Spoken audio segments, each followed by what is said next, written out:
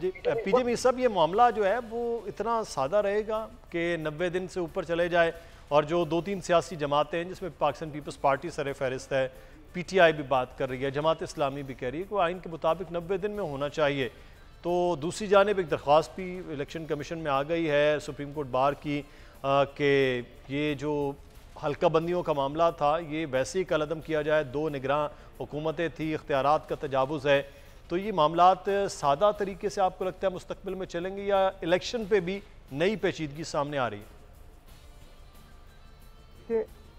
1973 में जब ये कॉन्स्टिट्यूशन पास हुआ तो ये जो पावर थी ये सब मैं पीजे मीर साहब का जवाब ले लूँ फिर आपसे बात।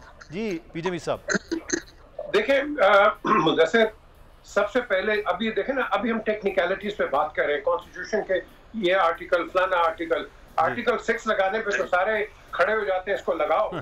तो ये जो आर्टिकल है जो कि कहता है कि 90 डेज का आपका इलेक्शन का पीरियड है, तो is that not a violation of the constitution? Of course it's a violation of the constitution. आप इसको पॉलिटिकल पार्टी, जब आप सारे बैठे थे आपने कहा था कि बाद में करें, अब आप कहते हैं कि 90, अब आपको कॉन्स्टिट्यूशन याद आ गया। भाई पहले आपको क्यों नहीं याद आया था, ये बताएं, आपको किसने रोका था?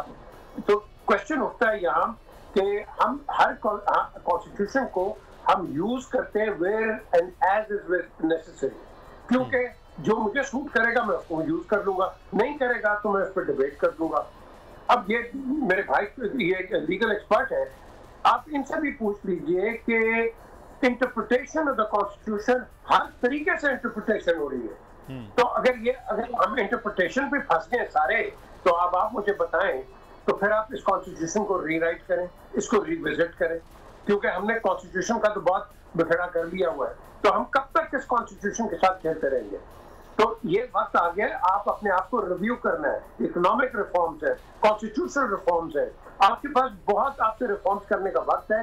एंड आई थिंक कि अगर इस पीरियड में हो जाए विदाउट एनी लेट्स से ऑपोजिशन, तो फिर I think we might get somewhere. लेकिन अदरवाइज ये जो कह रहे हैं कि इलेक्शन तो आपने करवाने हैं, आपको इंटरनेशनल प्रेशर भी है।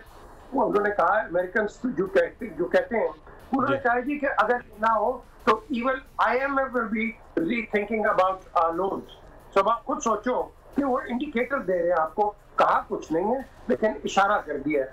तो हम इसी इशारे के तहत चलेंगे या अपने घर को ठीक करेंगे? हमने अपने घर को ठीक करना है, let's not blame anybody else.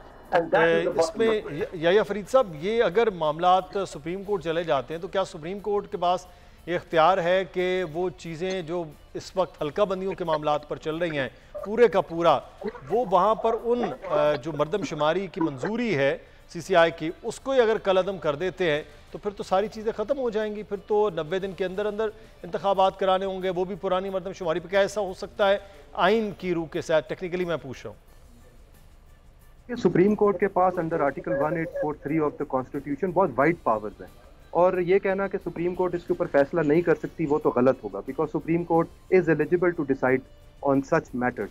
लेकिन इंपॉर्टेंट सवाल ये नहीं है कि सुप्रीम कोर्ट क्या फैसला करता है, इंपॉर्टेंट सवाल ये है कि क्या ऐसा फैसला जिससे कॉन्स्टिट्यूशनल प्रोविजन की इंटेंट ही डिस्ट्रॉय हो जाए। यानी कि देखिए, इलेक्शंस 90 दिन के बाद हो या 120 दिन के बाद हो, होने तो फेयरली है ना, होने तो कॉन्स्टिट्यूशन तो यही कहता है ना कि इलेक्शन कमीशन ऑफ पाकिस्तान के ऊपर मैंडेटरी है कि वो फेयरली इलेक्शन करवाएं। सब्सक्राइब करें और बेल दबाएं ताकि कोई खबर रह न जाए।